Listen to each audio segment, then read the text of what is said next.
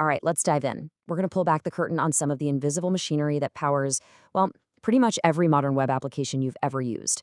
We're talking about middleware, the real unsung hero of the web. So, you know the drill. You type a web address into your browser, you hit enter, you see that little loading spinner, and then boom, a web page appears. But what actually happens in those few milliseconds? It's definitely not as simple as just asking for a page and getting it back. That little request goes on a whole journey. The best way to think about it is like this. Your request is like a VIP trying to get into a super high security building. It can't just waltz right in. Nope. It has to go through a bunch of checkpoints first. There's the front desk, then maybe a security scanner, then an ID verification stop. Each one of these checkpoints looks at the request and decides if it can move on to the next one. Okay, so let's put a real name to this idea.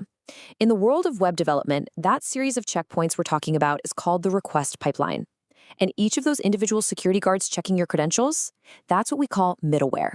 So if we get technical for a second, the textbook definition you'll see in frameworks like Express.s is that middleware is basically a function. And this function has access to three really important things: the request itself, the response we're about to send, and, this is the key, the next function in the chain. It can look at the request, it can change the response, but most importantly, it holds the power to say, okay, you can proceed to the next stop. This diagram from the official ASP.NET Core documentation shows it perfectly. Look at how the request flows through each piece of middleware, following those arrows. But here's the really cool part. Notice how the arrows also come back?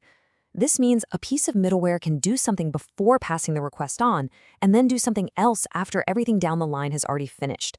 It's a two-way street, and that's an incredibly powerful idea. That next function is really the engine that drives this whole thing.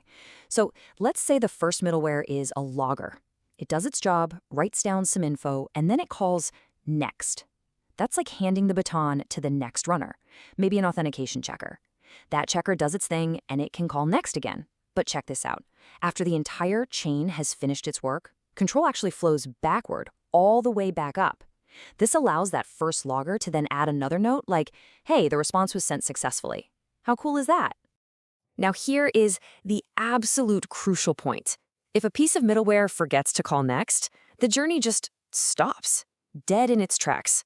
The whole pipeline is broken.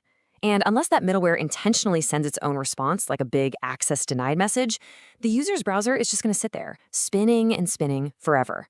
Trust me, this is one of the first bugs every developer runs into when they start using middleware. All right, enough theory. Let's see how this actually works in the real world. We're going to look at two of the biggest web frameworks out there, ASP.NET Core and Express.js, because they really show the two different philosophies for how to build with this stuff. Think of it this way. ASP.NET Core is kind of like buying a fully loaded car right off the lot. It comes with all the bells and whistles built in, robust security, authentication, all that stuff. It's designed for big enterprise-level apps. Express.js, on the other hand, is like getting a car chassis and an engine. It's super minimal. It's up to you to go pick out all the other parts from this massive ecosystem called NPM and build your pipeline exactly the way you want it. It's a total choose-your-own-adventure setup. Okay, so here's a classic example in Express. It's super simple. We just make a function called myLogger. It gets the request, the response, and that all-important next function. All it does is print the word logged to the console, and then immediately calls nexting to pass things along.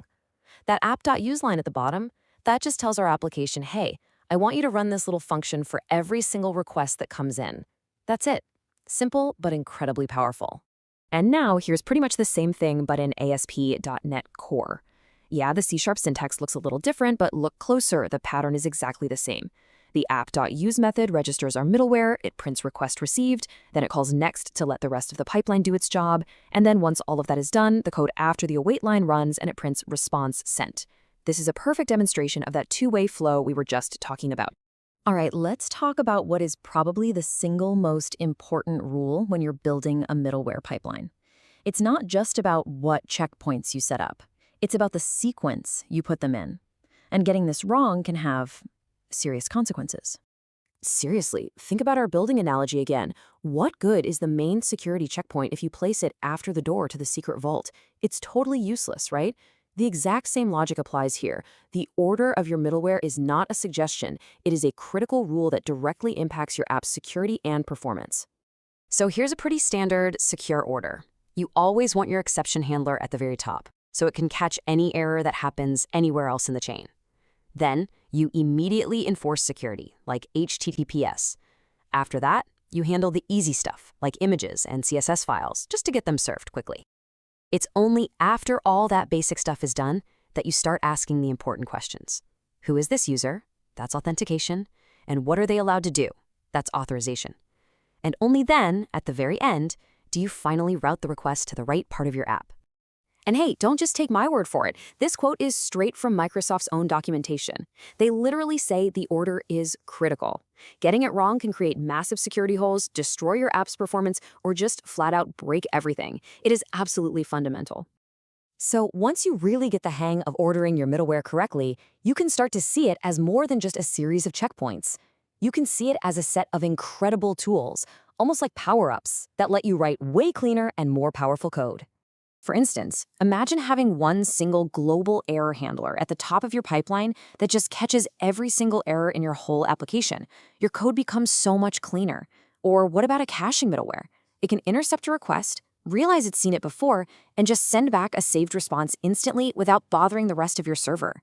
You can even get fancy and branch the pipeline, sending, say, API requests down one path of middleware while sending your regular web page requests down a totally different one.